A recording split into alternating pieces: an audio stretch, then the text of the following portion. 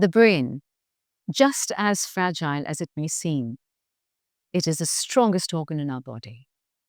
It controls all the movements in our body. It controls our emotions. The brain controls the entire autonomous system in our body. The spine is attached to the brain. We have with us today Dr. Santosh. He's also got a very blessed name, MaitriBodh, if I'm correct. And we're going to get to that in a little while. Dr. Santosh is an MBBS, an MD, a neuroradiologist, and presently he's working at the Hinduja Hospital in Mumbai.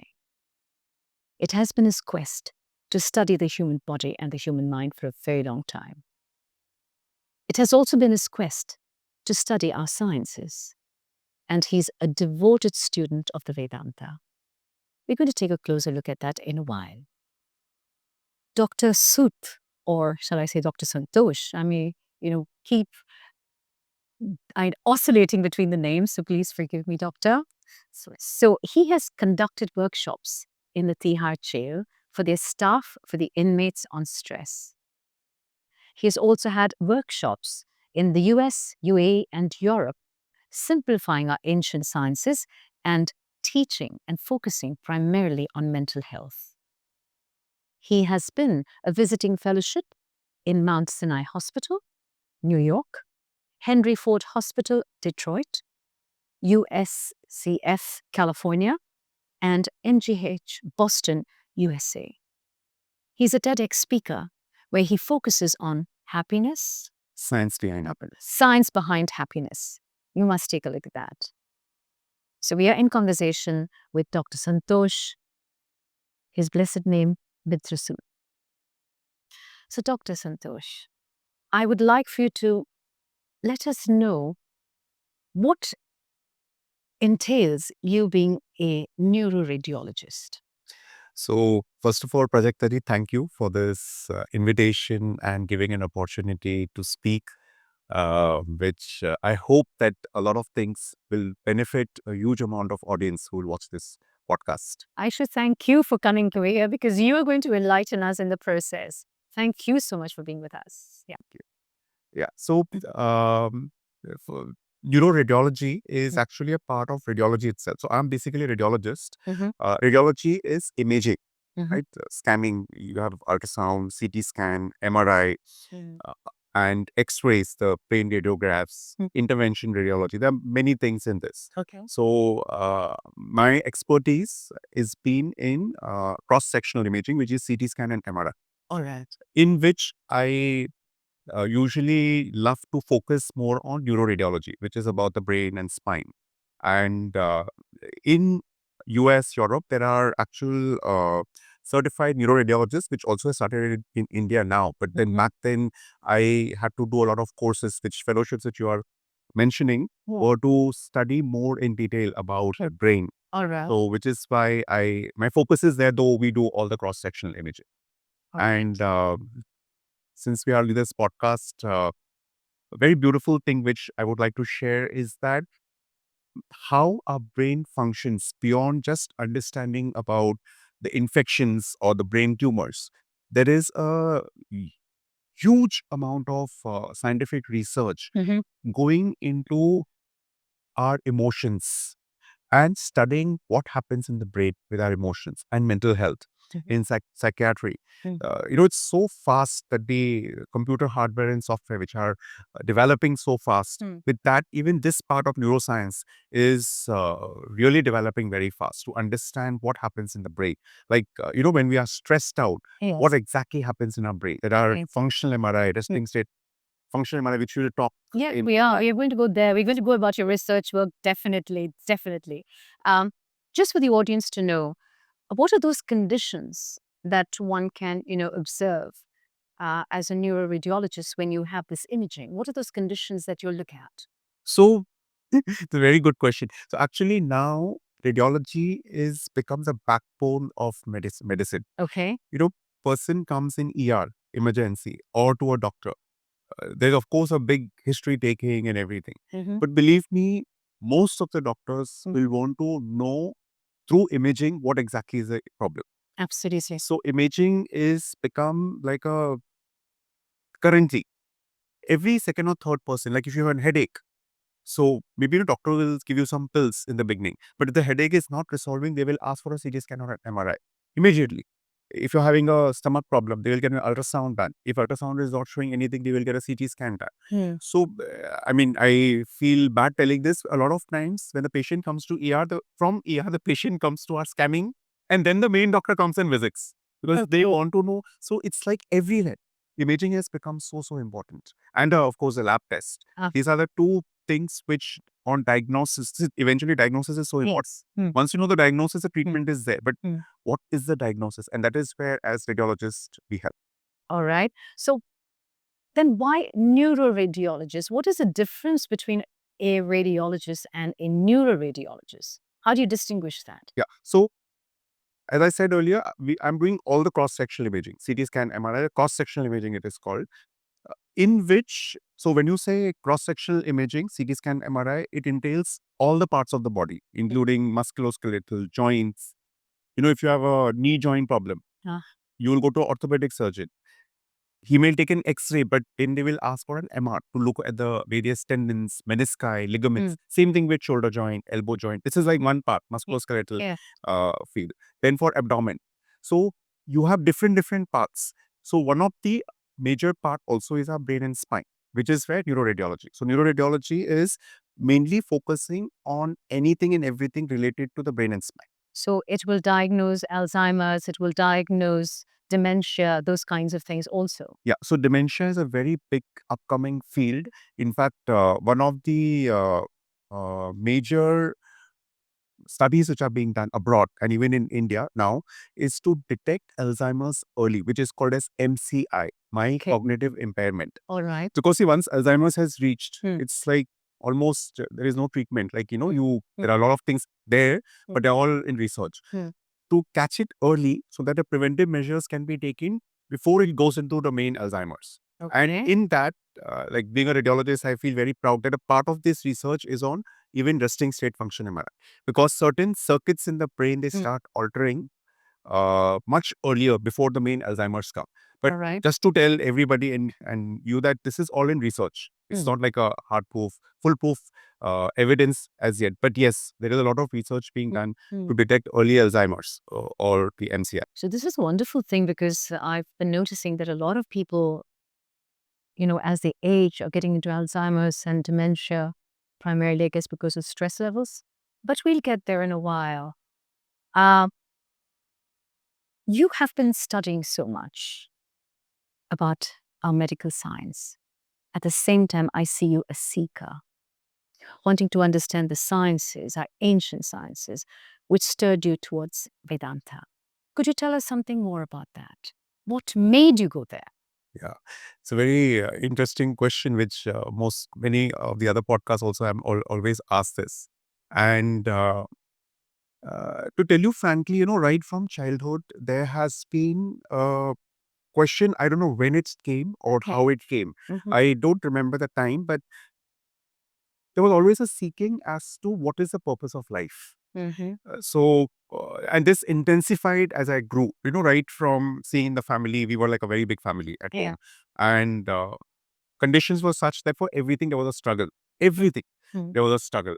So when you used to see differences of people who have everything, who have, you know, all the things you ask for and they have it, yet they were suffering.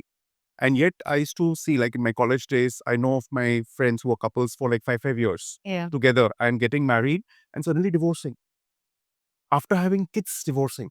And, you know, there were many things. So all these things made me question life. That is life about education, earning a lot of money, name, fame, house, car, getting married, children, and one fine day you die. And that's the end of it. So this thing, like one incident I can like share with you, which right now is coming to me. My grandfather passed away when I was, I think, 6-7 years of age. And I was very attached to him. And in the traditional Hindu family, my mom's dad, so my mother's father would generally not eat or come to a daughter's place. She used to stay at my uncle's place close by. But every day in the evening, he would come to our house. And the reason why he would come, one of the reasons why he would come, he used to never eat at our place. Sorry. For, old timers, they would think like that. Things have changed now. But when he would come, he would get a book, Bhagavad Gita. He would make me read because I started reading very fast, very early. I mean, very early I started reading at young age. So he used to make me read that Bhagavad Gita and I used to read. I used to just read it. And he used to cry. He used to cry. I used to wonder, why is Nanaji crying? I should never understand that what is in this book at that time. And somehow my journey later, my actual journey of spirituality when it began during my college days is with Bhagavad Gita, with Vedanta. So Vedanta class where the teacher was teaching Vedanta. So I think the situations in life and the seeking to know the purpose of life is somewhere which I got dragged to knowing about what life means through spirituality. Of course, there have been incidents, in college days, it happens. You have problems, you have relationships, you have breakups. So all these, they were like minor things. But somewhere that pushed me in a very big way to question about life. And another part of it which I want to share here is that traditionally we have a Mathura Vrindavan. So, Mathura Vrindavan from the traditional side where a lot of rituals are done. So, my mom, dad would keep doing a lot of rituals. And I, for some reason, would never connect to it. I used to think they're wasting time. What is this nonsense that they're doing? But I used to whenever there used to be a special occasion, I used to go and sit there out of respect, And somehow, over a period of time, this conditioning happened right from childhood. We have a little small baby Gopal, Laddu Gopal. So, my mom would put him a powder and put him in a cradle. Yeah, and give milk. These kind of things she would do the early days. And I used to find it funny. But later on, when I started staying alone during my residency, somehow that thing got into me because my mom, for some reason, stopped it. So as soon as I got my first, home, when I started staying on my own during my residency again, you'll not be. You began. I did. I got a Laddu Gopal for. I have no idea why I did it. And I should do it very quietly because what's the thing that said something? He's a doctor. He's becoming a doctor and he's doing such things. But my point of sharing this is there somewhere the values and things which were engraved from childhood enabled me to that connection. So somewhere that connection to that source happened to this. It's a very small, stupid thing, but that gave me a lot of happiness. I would not call it stupid. Because I think Vedanta is all about connecting your inner soul, your individual soul to the Brahma, right? And it is an inward journey of self-realization. I guess that is what you were on, an inward journey trying to realize so many things in your life, as you said, the purpose of life. Yes. If I'm not mistaken. But Vedanta also focuses a lot on meditation. And meditation is to do all with the brain, with our hippocampus, with our hypothalamus, and I guess with our pineal gland. Everything is situated up there. So how would you explain this kind of a marriage? You have a medical science that is to do with the brain, since you've studied the brain so much. And you have our sciences that speaks on meditation and how you send those kinds of frequency to your brain. So how would you sort of explain to us this marriage? Or is there a marriage between the spiritual world and the medical world? Beautiful. Actually, that is what my mission is. Yes. To help people understand the connection between science and spirituality. So I'll take a little time to. It's okay. I just want you to be clear. Yes, I just want you to be clear for the audience. Yeah, because I have myself in my own life experienced a disconnect. As I said, right, in the childhood, I would find a disconnect from the spiritual perspective. And later on, both these came together. Okay. So just to continue where I stopped, so this kept on happening. And there were some issues which happened and I was like troubled in my college days for some time. So a friend of mine, he told me that you come for a Vedantic lecture. It was a Bhagavad Gita in main Mumbai. And it was a 7-day course, okay, every day for 2 hours. So first day I said, no, I'm not coming. Second day I said, not coming. I said, who wants to go? When I become old, I'll go and listen. Then the last day he tricked me. He said, we'll go out for a dinner at some very good place in South Mumbai. So on the way, let's go. So I went there. And you will not believe, Prajaktaji, that day was one of the turning points in my life. Because my first guru, Srimati Jaya Rao, I would like to acknowledge here. She was giving a lecture on Bhagavad Gita and Vedanta, which is like same thing. And the way she explained what these mantras meant, and it was in English. Okay. And with complete understanding is what made me, oh my God, this is completely science. It made me realize. And that day I decided that let me try to study this. It was just, that when you do a chemical reaction, you just have to add that catalyst for that. So it was that catalyst, that the little thing was needed. And from that day, for 10 years, I fully pursued, during that time, for my journey for Vedanta, to understand, and to get up in the morning and try to understand. Vedanta or any spiritual knowledge, true spiritual knowledge, the origin, ancient knowledge, is as scientific as science can be.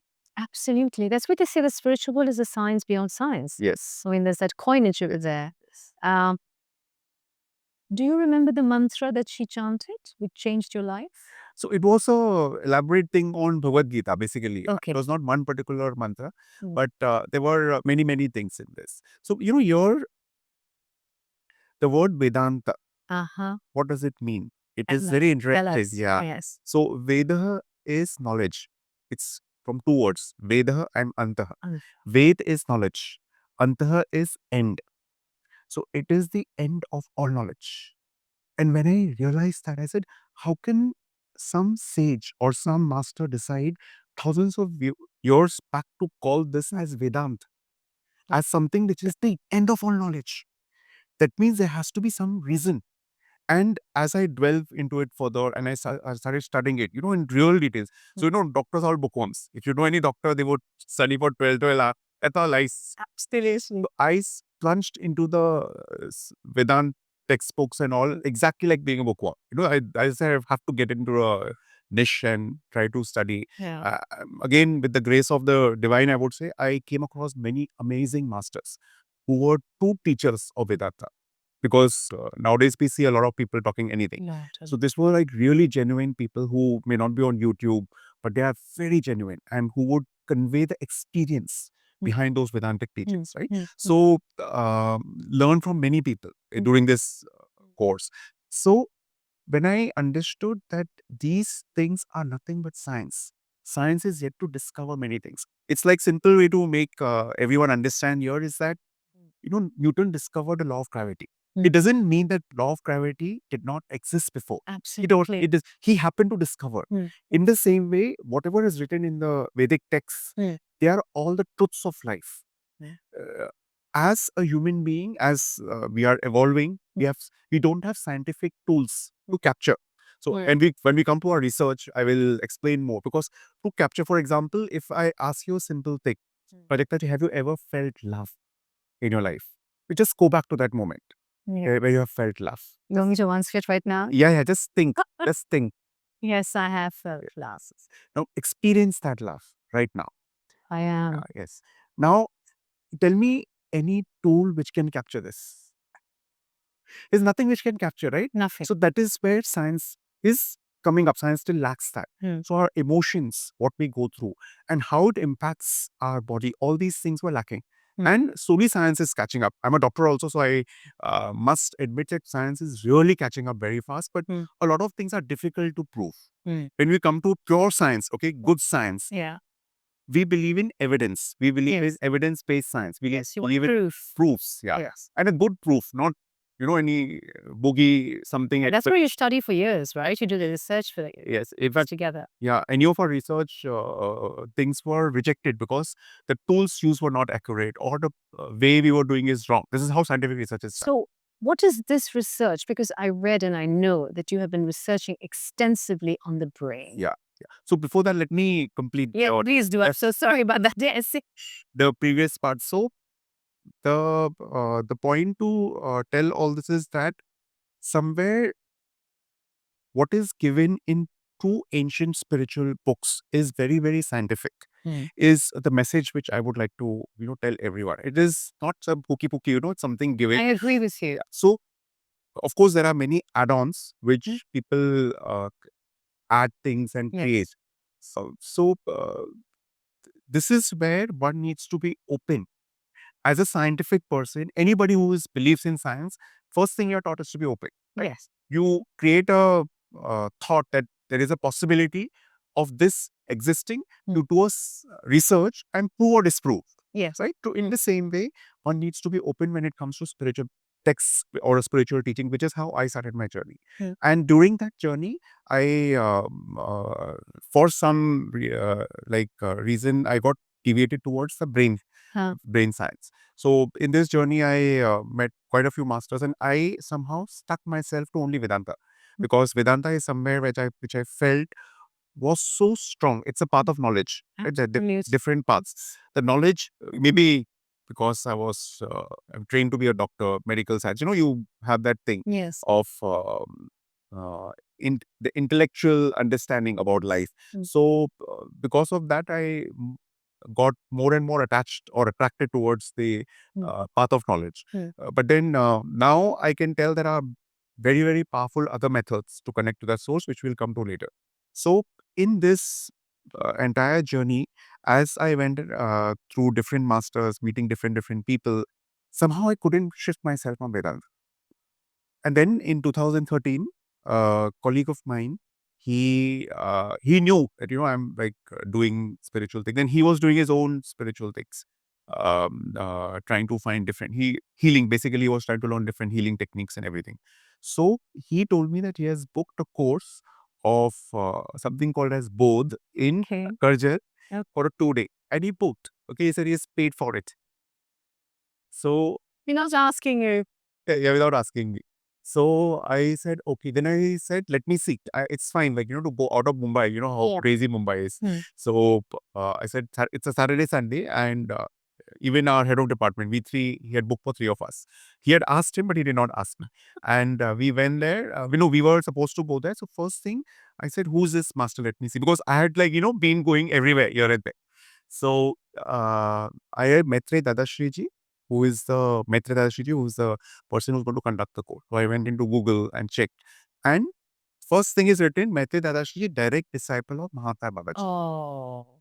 But then I called up the organizer and told, please refund. I'm not coming. Because as I said, I was fully connected to Vedanta. I said, I do not want to start Kriya Yoga. Yeah. Mahatma Babaji is Kriya Yoga. So that person, I still remember, Precious to my heart. yeah, Mitra Shang, he told me one line which made me go, is that who told that Babaji is only about Kriya Yoga? The Babaji is beyond anything. You can't confine him to Kriya Yoga. So I said, okay, let me go and experiment. It's an outing.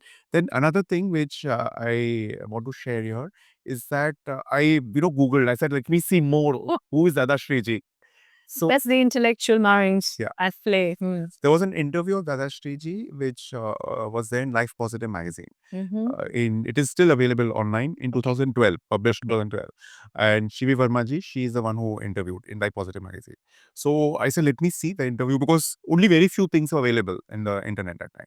So in that, there is a question which the interviewer, Shiviji, asks Dadashreeji. The question is, are you enlightened? And you will not believe, Prajakta, that answer to that question is the reason why I went to meet him. And the answer which he gave, it still gives me goosebumps. Your eyes are moist right now. I can see that. So he said, Dadashreeji said that if I say that I am enlightened, that I still exist. Oh. And I was like, this answer a normal person cannot give. Because anybody nowadays, we see so many people who claim I'm enlightened. That means, I said, this is not a normal person who's giving an answer. So then I said, I must go and see who this person is. Also, there was another reason why I went, was that in Vedanta, I found myself stuck. See, path of knowledge is something which, again, I would like to share with the audience, because I have been into it, grilled, through the entire journey. It is phenomenal. and amazing. It gives you a huge amount of Power. understanding, strength, power. You know what life is about. You know why one is suffering, everything you would know. But somewhere, unless you have a master or a teacher who is experiencing that highest state, you will not be able to reach that state because that experience is lacking. So I started understanding that, Bhagavad Gita speaks about a state called Sthitaprajna. Yes. The one who is in that state where nothing is of bliss, nothing moves. So I was like, can I ever see one person in the world? Because my teachers who were teaching this, I knew that they are not in that state. So for me, the curiosity to go and meet Dadashreeji, who said that, about that enlightenment, Yeah. maybe he is in that state of Siddha Prajna. So maybe I should go and see him. And that is my second turning point. So when I went and saw him, so there were 2 days. He used to himself conduct the boat. Now, there are conductors who conduct. Yeah. So he himself used to conduct, and over 2 days, huge amount of questions. Believe me, everything. It was like somebody, taking those darts and throwing left and right, ask everything. You know, question all of us. Okay, all All of of us. Okay. It was that batch which were like full of questions. And there were many, many things. He was very patient, very patient. First of all, I couldn't believe that he is Dadashreeji, so young. He's still young. Yeah. I mean, I don't know. After so many years, I have gone to him and I just love it. It's a very funny thing if I can share. So there was somebody who comes and starts the program, that we will start now. So then another person came. So then Dadashreeji will come. And then one young man came and sat on the chair. So he said, how you all? Did you like Dadashreeji? And it went on. So I thought that maybe Dadashreeji will come. Come. And then I realized that he's Dadashreeji. That made me realize that he is talking in the third person. Yes. He's not identified with As himself. the I. You see, I understand this. I understand this completely. it just linked that he's not even identified. He kept on saying Dadashreeji is the third person. Are you liking Dadashreeji? Are you able to connect to Dadashreeji? He himself is there. He will say, are you connecting to me? He never said that. So all these points made me surrender and kind of, opened up to experience to what he was saying. There's another thing which Vedanta taught, or any true spirituality will teach you, is to be open. Yes. See, Vedanta always told me that be open. See, if I was very rigid, as many There religious would be no people, acceptance. yeah, many religious people and so-called spiritual, very rigid that I will not accept or hear anything. Whatever I know is the truth. Yeah. But Vedanta always told me, on my amazing teachers, always told me to be open. They always allowed me to go anywhere and listen to anyone. So that I said, now is the time I need to just be open and listen to what truly he's saying. And that night where we got an opportunity to meet him for 2 minutes, each one of us, was a turning point, which he did something, and which is where I realized that there is a huge amount of things beyond just knowledge or the spiritual texts. Yes. And that is something an experience, Yes. which only a person who is in that experiential state can give. Can give you. So this is what the Dadashreeji is a doctor himself. So Yes. yeah. So because he's a doctor, he could connect to my questions and Yeah. very. Sure. So this is where then that coming together of Vedantic journey, the science part of it and the experience part of it all came together, and I took this ahead. That now that he's giving me that experience, which I just don't have words to express, because these are beyond the human mind to conceive. The Sure. spirit. Sure. So sorry to cut you off. Would you also call this as the energy transfer when you say that he's giving me the experience? Yeah. So, see, there are 2, 3 things in this. So, one is a person who is in that state. This again from my knowledge of Vedanta. So, a person who is in that state is always giving. Lovely. It automatically completely understand. That state is such. They are only and only for helping out the humanity, the earth. That state is such. You keep emitting those vibrations. Yes. So that is one aspect. In fact, even now, if you sit in front of Dadashreeji, you will experience, because he is just giving. Giving, yeah. His body is such. It's the unconditional love. Unconditional love. And for Dadashreeji specifically, I would add that it is love. That energy which he emanates is love. It's every cell, everything is about that unconditional divine love. Then along with it, there is a process in right now, I'm like in the last few years, I've been a part of this mission now. So that surrender started with the uh, feeling of let me do my bit, whatever he wants in helping the humanity, which is where I started helping and contributing in my whichever way. And that the scientific research also came in that. So there is a process which is done in our This is what I wanted to know actually, the scientific research. Yeah. the spiritual event which is called as Shakti Prava. Shakti Prava. So it's called Maitri Shakti Prava, which is actually an energy transfer process. So just to give you a brief understanding is that what currently is happening in the world. You Google and see. Just now while coming here, somebody sent me a message from US in Mississippi, Missouri. There is a huge fire. And there are huge amount of things which are happening the world over. Absolutely. And crazy. And in fact, the news media not talking much. There are different agendas. We're not going to get into it, but then the fact is that the world is changing. There is something happening in the world. Anybody who's connected will understand. There's something happening. I completely, yeah. So this is what Dadashreeji had told us back then, 2013, 14, 15. Yeah. He had told that his purpose here is actually to be someone who is going to enable this smooth transition of this, the whole era is changing into a divine age. Back then you used to think, what is he talking about? What is it was like completely Greek and Latin. But slowly, especially before 2019, 2018, just before COVID happened. I remember that day still. He suddenly called for a meeting in the office, not in the ashram, because suddenly, and he had actually alarmed us that something is going to happen. It took time. It happened in, I think, February, March in 2019. Yeah. But some big event is going to happen. And he alarmed us because he said the humanity, the whole universe is going to a phase of something called as transformation. That's what MaitriBodh is all about. Exactly. Yeah, transformation. So transformation. So his role of MaitriBodh and of Maitri Dadashreeji is to bring in that transformation, to help people to sail through this transformation. So the reason why I was sharing the things which are happening in the world, and if you see, I mean, I'm sure you would have come across, everyone who will agree to this, a lot of people are going through mental health challenges. Oh, yes. This is also part of the transformation. Now, all this on one side looks negative, but at the same time, it is a churning. Yes. It is a cleansing, which is happening for the new age, the divine age, the golden spiritual awakening, of course. Everybody has to go within and find out for themselves who they are. Yes. And bring that change in. Yes. So in this, a process which is called as Maitri Shakti Parivaar, to experience this transformation, like an intervention to be done, is what this process helps, which is like something which is a blessing given by Maitri Dadashreeji. So Maitri Shakti Parivaar, I'll help you understand both spiritually and scientifically in both the ways. So the research part will be from the scientific perspective.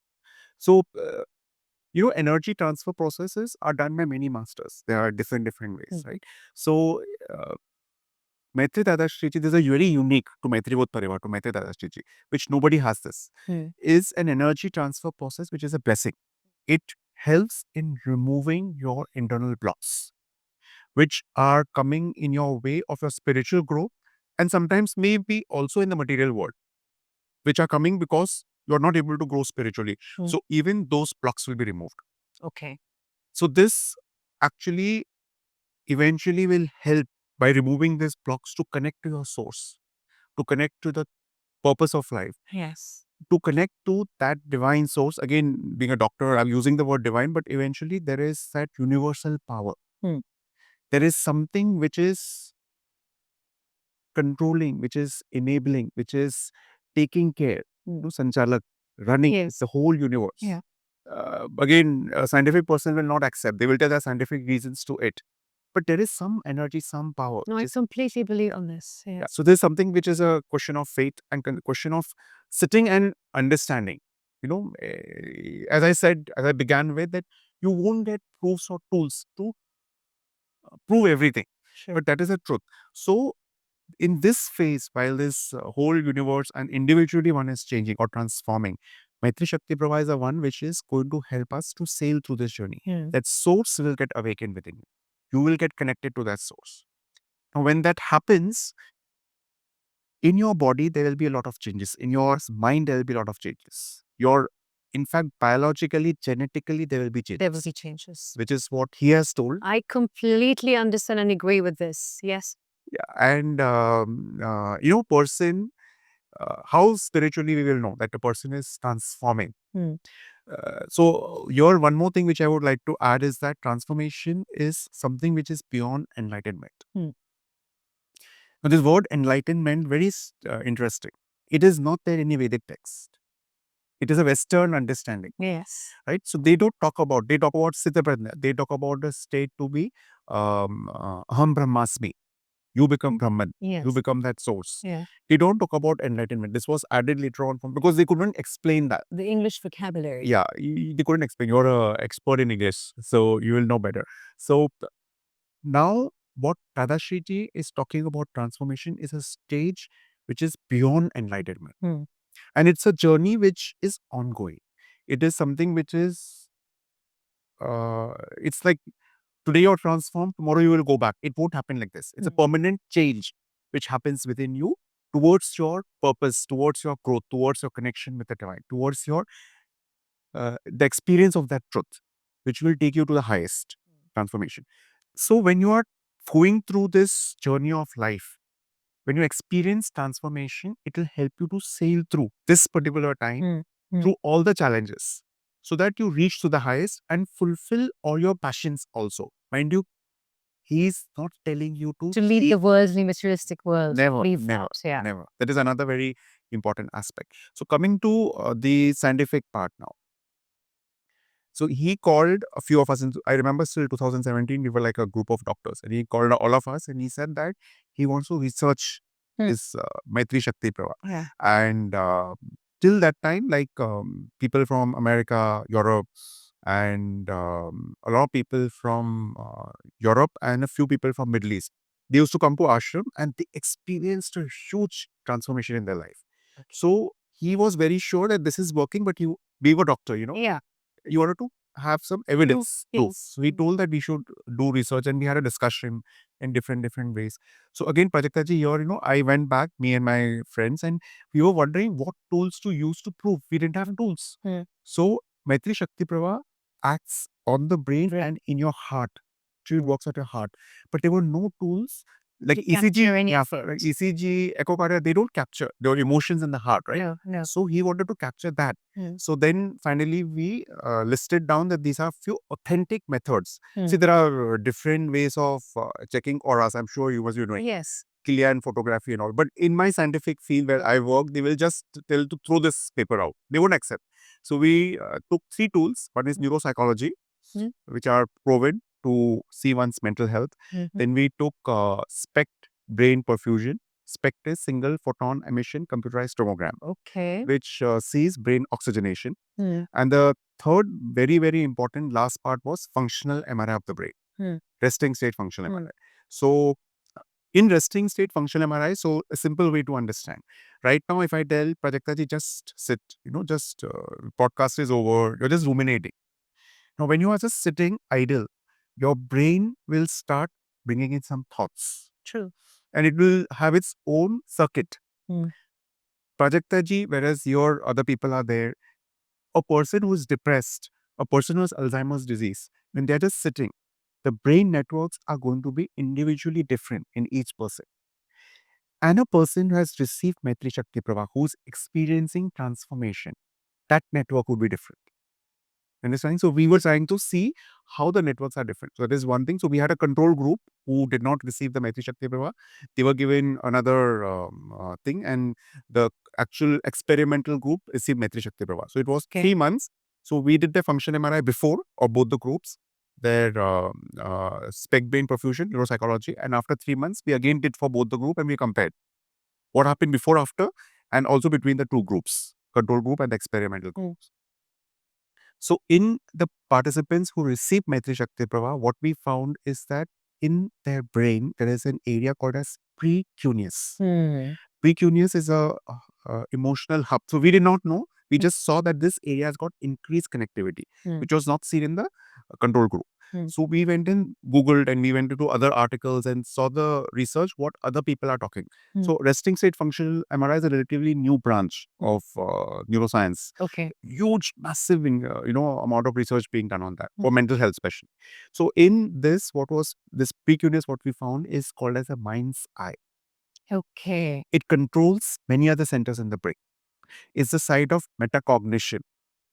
We do this in psychology. Yeah. It's a state of awareness Yes. at that given point in time. Yes. Yes. So metacognition, from whatever I'm not a psychologist, but it's the awareness of the awareness, Awareness. right? So Absolutely. that it is a seat precuneus. It helps in. I was myself doing a lot of research. I keep seeing, what papers are coming out. Something called as eudaimonia. Eudaimonia is thinking of well-being for not just yourself, but also for society. Yes. Yeah. This is called as eudaimonic tendency as against hedonic tendency. Oh. Hedonic is only self-pleasure. Yes. Yeah, self-pleasure. Yeah. So somebody did a research study of hedonic versus eudaimonic. And they found that in eudaimonic experience or eudaimonic state, the precuneus can increase activation. Okay. Which is what we found in our research. Lovely. Right. So that was one part. Then in neuropsychology, what we found is that participants, so there were neuropsychology, I'm sure you know, it works. They will do a 1 hour test, which are like games you play and Yes. question answers are there. So 1 hour. So every participant had to go this 1 hour and then again after 3 months, both the groups. So what was found in the Shakti Prabha group is that their cognition improved a lot. Their processing speed improved. And overall joyful state of being, internally feeling that strength, that power increased in the Shakti Prabha group. So very interestingly, what we saw from the neuropsychological perspective, this was told by everybody, all the participants in the Shakti Prabha group, that they could experience such a state that in their life, challenges were same. Challenges did not change. But they could handle it better. They could handle, exactly. There was some strength from within, which shows a huge experience through the research. So this was initially a pilot project which we did. And in the spec brain perfusion, the oxygenation, so spec brain is basically blood circulation or oxygenation in different parts in the brain. The frontal lobe showed increased perfusion. The colors changed to red color. I see. Compared to the parietal areas in the control group, in the other group. So the frontal lobes, as we all know, is so important for Yes, it's for working memory. Exactly. Yeah. We evolved from animals to human. The frontal lobes are a very important part of the neocortex, right? So that is where it should increase perfusion.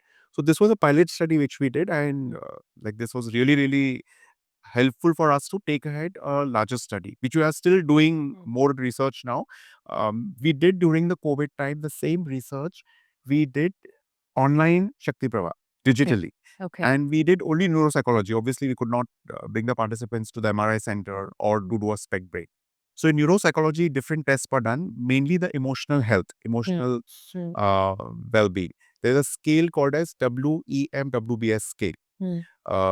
Warwick Edinburgh scale, which is very famous for emotional health, very extensively used. So we use this scale to see one's emotional health. And what we found is very interesting. This was mainly college students who had took part in this, because all the colleges, they always have stress levels. And what we found is that in participants who received this in 21 days, it's just in 21 days, that their energy levels improved. Now, this, I won't be able to elaborate all the findings, but energy level is something so important. Today, even if you ask a school kid, I'm tired. Everybody is tired. Because in the minds, they're working 24/7 and thoughts that are negative. Yeah. So the energy level improved. And another very important positive benefit, which, we felt so proud about, is that in the female population, in them, they improved their self-worth. There's something I can't ask you, being a female, how important this is in India. Self-esteem is very important, especially when you are suppressed every now and then. So for a woman to feel, this was only seen in women, the self-worth improvement, which is so important. And Dadashreeji has declared that this is a time of feminine energy. This is a time where women will take this world ahead. Yes. He's declared this many times, and we are seeing that change. Yeah. So, because women have been suppressed over millennia, So this is a time and age where the importance is coming up. So that one aspect of it. And the third very important thing is feeling bonded with their colleagues and with their other students and the staff. So there's again a bondedness feeling increased after 21 days. So these are just few we had done in 420 participants, the second paper. So which were published already. Both these have been published, and maybe once So where are these papers on the net? So IJMR is for the initial pilot study of Shakti Prabha, and the psychological tests which we did, emotional health one is published in a psychology journal. It's called International Journal of Indian Psychology, IJIP, which is also there. We can put up the links in the YouTube where people You can share that with us. read the papers. Yeah, they'll see the exact reference and the year. So this is something which I would say is just touching a little part of what Maitri Shakti Prabha, or I would just put everything together as meditation and spiritual processes which can do. Just a little part. Just a little part of that. Yeah, is what we have. So you said the precuneus is talking about the emotional hub. So our entire limbic system is the emotional hub, isn't it? I mean, what about the amygdala that is over there? It's adding to all of that, right? Yeah. So since you're asking very nicely, so I'll just explain in brief. Yes. So our limbic system is a primitive system, right? In which each of these parts have very specific roles. Yeah. So amygdala, hippocampus, thalamus, insula, and the prefrontal cortex. There are other areas also. These are the primary areas which are very, very important. We all know that hippocampus is a site of memory. Memory. Right? And in Alzheimer's, that is where radiology comes in, as you were asking. Exactly. We see the hippocampal volume that goes down. Hippocampus has the memory part, and the amygdala is a seat of emotions, the very basic emotions, the fight and flight response which happens, where anything happens suddenly to you, amygdala will immediately send an emotion of fear, run. It will just fire it. Now, while this is happening, there's a circuit which goes to thalamus and a prefrontal cortex. Absolutely. Anterior cingulate gyrus, which is also another part, where your conditioning of what that experience means to you, all these are interconnected. And if so amygdala is doing its work, right? But if you already have conditioned in the current lifetime that this is what is going to trigger me, it will increase multiple times. Now, since you're asking, I'm just completing this very, very important part, is that when you do meditation, when Shakti Prabha, all these consistently, I'm not saying just once, when you do consistently, the relays which is happening, connections which are happening, they will try to see and analyze and calm you down. Yes. Not act by that flight and fight response where you immediately react to situations, and either you get angry and just ruin relationships and many, many things which happens. The road rage and whatever you call amygdala hijack, as you said. Bring exactly beautiful term, hijacking of the brain. So it will not be able to do that because you have trained your mind by meditation, by the spiritual processes over a period of time, so that this becomes a overpowering thing. So precuneus, emotional hub.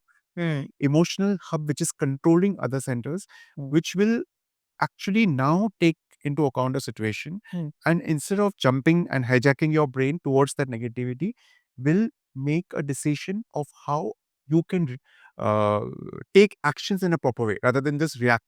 So this is changing your neural pathway. Exactly. This is brain reconnectivity or rewiring. Or neuroplasticity or brain plasticity, which you spoke of. Absolutely. Okay, this is neuroplasticity. So you can do this through meditation, which is such a deep science, both medically as well as spiritually, and also affirmations, which is also part with emotions that you can change.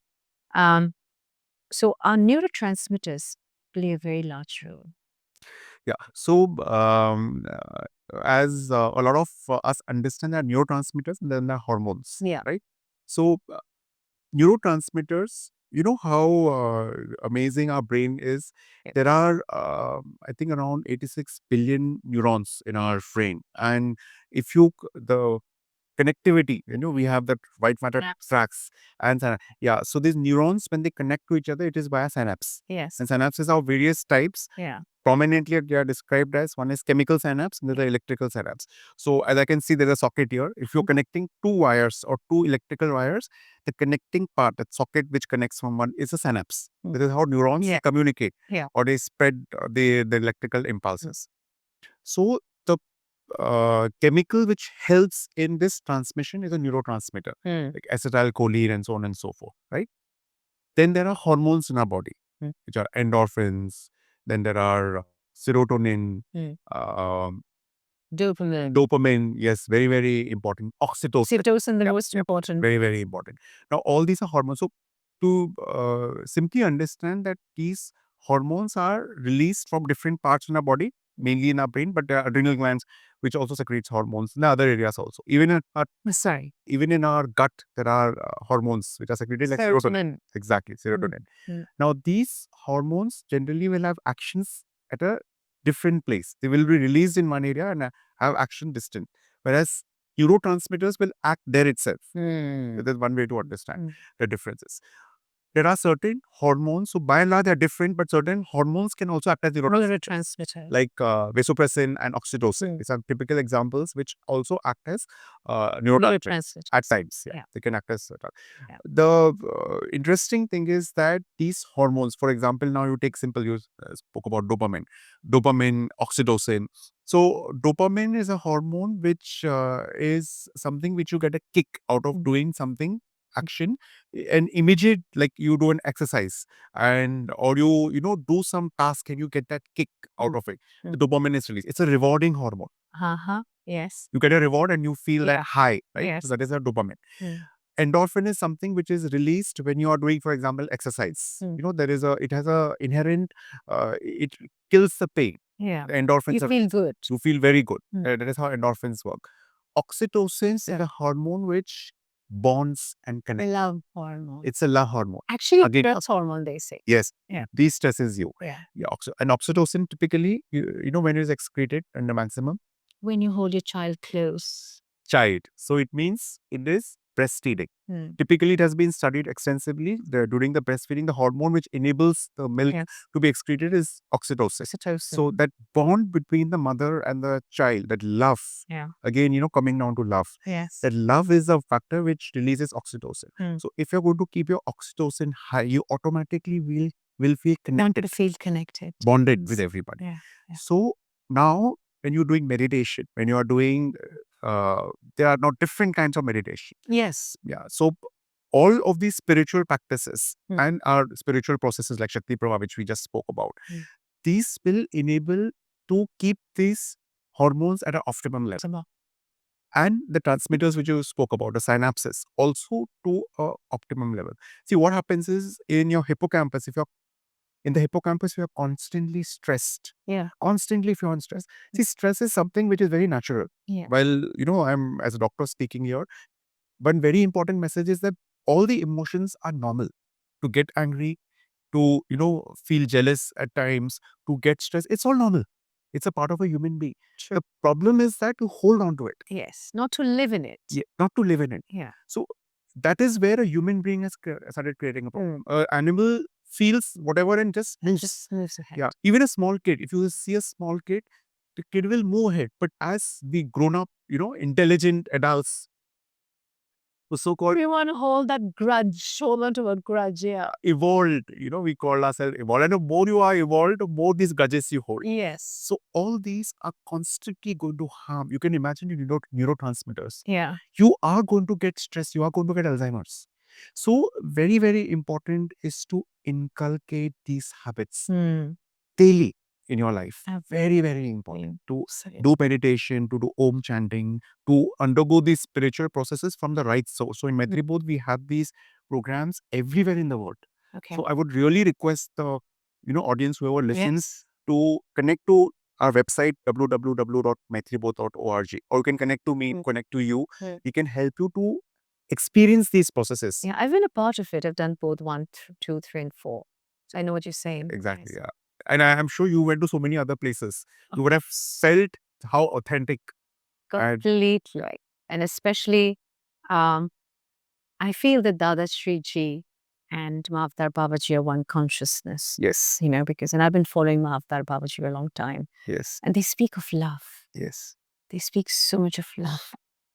So, what do you have to say about this concept, love? We've been talking about it all along, but anything more specific about MaitriBodh and Dadashreeji and, focusing on love, which actually is going to change all your neurotransmitters, your neurons, and the chemical messages that's sent to you completely. What do you have to say to Yes. that? Yes.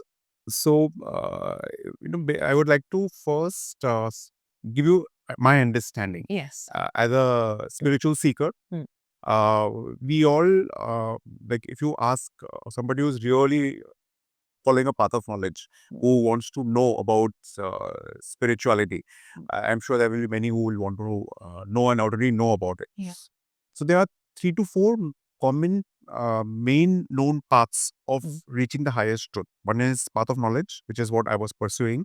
Then there is path of devotion, bhakti. Bhakti. Yeah, bhakti marg that is called. And there is a path of action, karma yoga, bhakti yoga, karma yoga, jnana yoga. And then there are other kriya yoga and related meditative and similar fourth part you can call.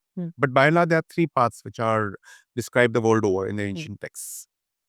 Now, very interesting, if you see, the reason why I'm sharing this is that if you reach to the highest in the path of knowledge or in the path of actions, karma yoga or bhakti, the final state of that person is what?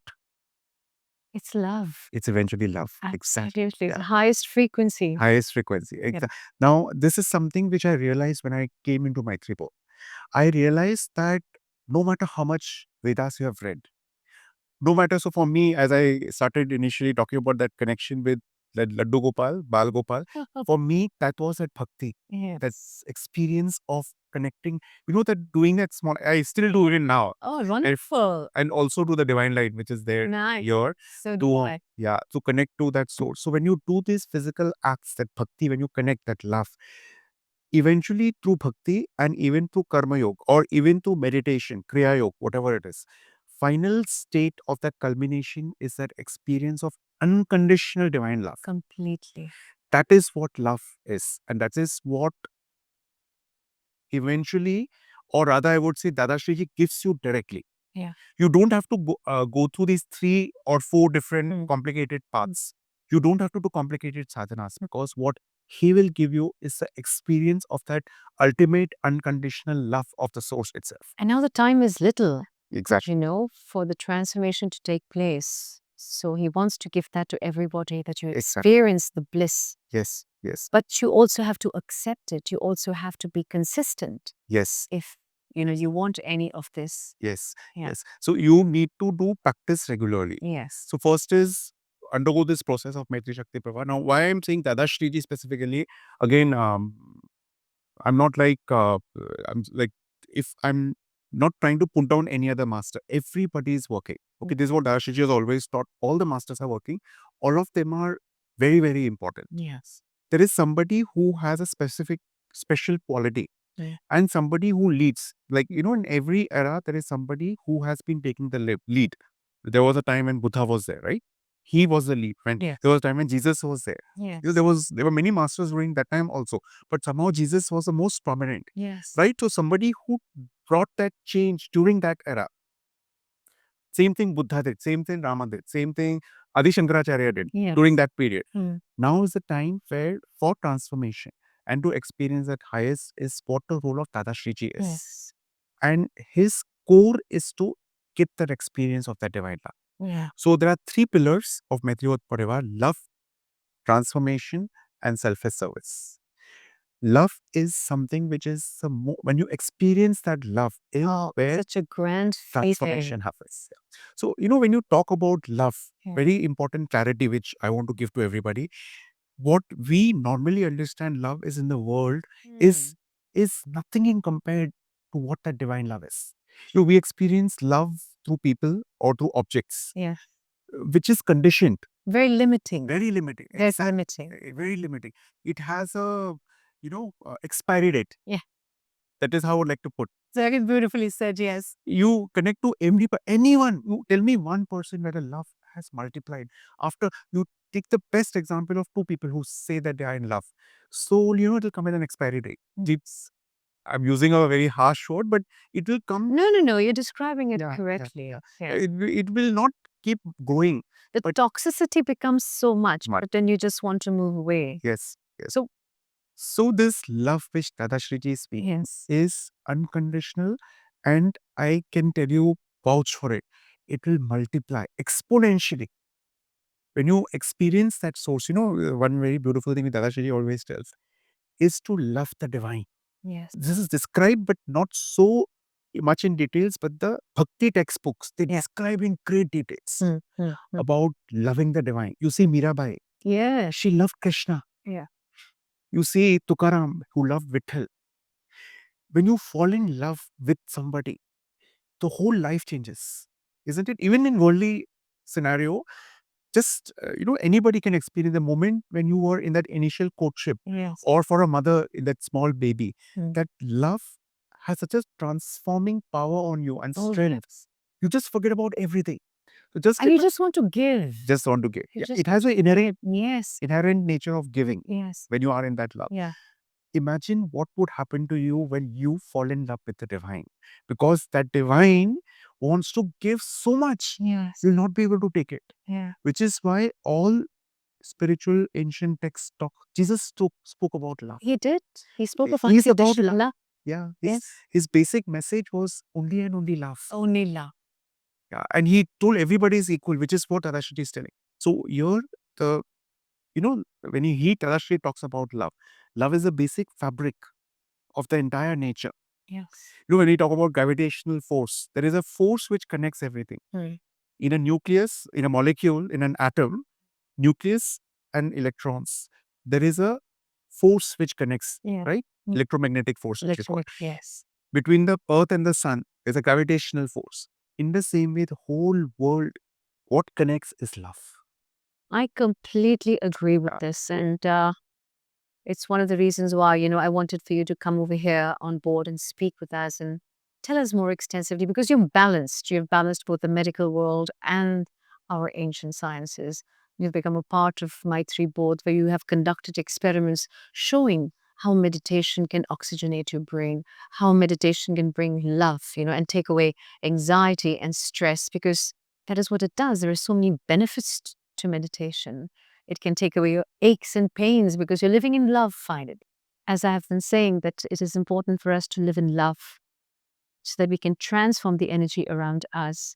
And one of the ways to actually get there and to generate that feeling also is to perform selfless service unto humanity, even if it's in a small way. What do you think about it? Yeah. So thank you so much for, adding this part, which I've been wanting to tell all this while. So MaitriBodh Parivaar, as we already, discussed, that we have three pillars: love, transformation, and selfless service. We spoke about transformation. Yes, we we spoke did. about love. But the third pillar for Dadashreeji is currently extremely important. I can't tell you how important that is. Okay. There are many reasons, because the current time, which we already discussed as things which are happening, more and more things will happen. It's a phase of dissolution, and which is where humanity needs to come forward and help.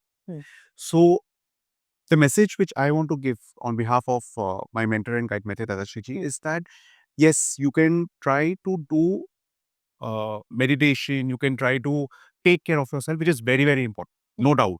But more important, or rather along with it, please go out and help. Yes. Because it is by serving that you will grow. The time is such. Absolutely. When you serve, the hormones which we spoke Yeah. about, they just happen. Yes. When you are in bhakti, when you're in love, you automatically serve. When you're truly having the knowledge, the path of knowledge, you will truly serve. And when you are serving, all your brain circuitry, whatever we spoke about, Yes. oxytocin and everything can happen. They will just generate. It has to be selfless, without an intention behind. Yes. Just serve, just give. Yes. And, as somebody who has come from Vedantic background, knowledge part, everything is accounted. People get scared. What if I do? People don't accept, or people will not acknowledge. everything is recorded. Yes. Whatever you do, there's a record. There's a You'll report. get back. So just serve, go out, help others. Without any desire of getting it in return. Return, yes, without any expectation. That is, I wanted to ask you one last question, and that is revolving around the Om, because we talked about it. If you could briefly explain to us, what is it that Om can do for you?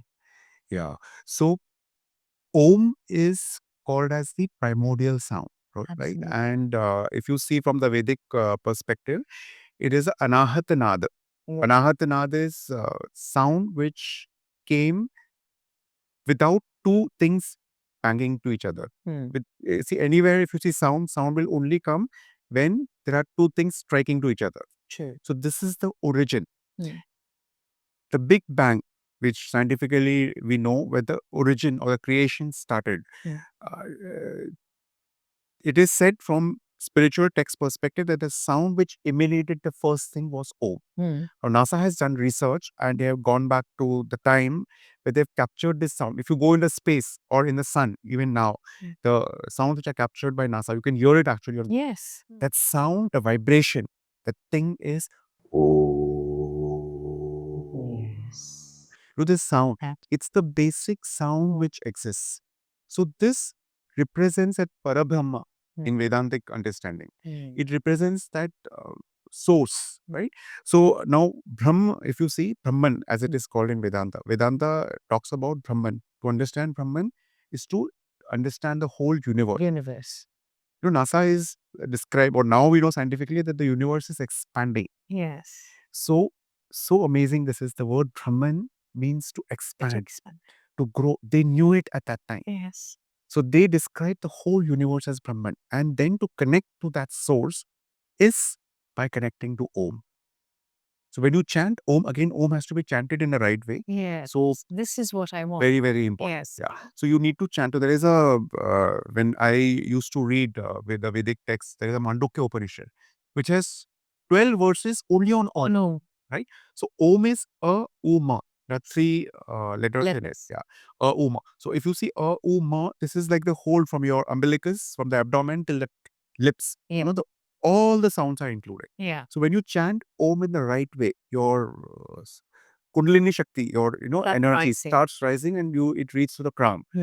And it cleanses, it purifies you and connects you to the source. Yes. So in MaitriBodh, we have a meditation called as Maitri Sambodhyan, which has the right way of chanting Om. That is like a part of that meditation. And Maitri Sambodhyan itself helps you to connect to the source. The purpose of the Maitri Sambodhyan is to connect to the source.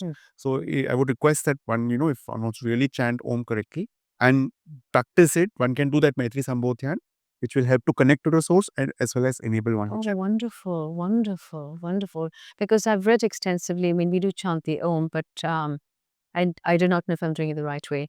However, what we've also learned that the Om alleviates your depression and sadness and all of that.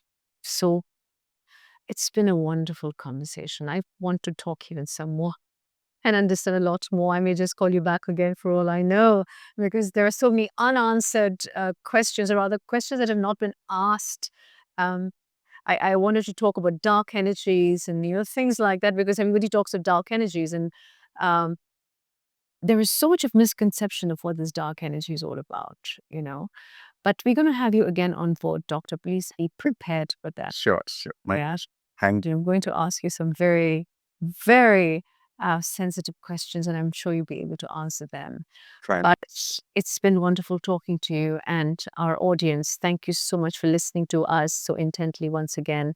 The reason for this was for us to understand how we can connect inwardly so that we can grow and we can evolve as better beings with a lot of love in our heart, and learn to spread love everywhere and see that, we can live in love. And MaitriBodh, we're not marketing it, but I've been a part of it, and I know what it is trying to give individuals during this phase of transformation. It is required that we transform and we learn to live. So experience that love and give love and serve is what my final message would be. Thank you. Thank you.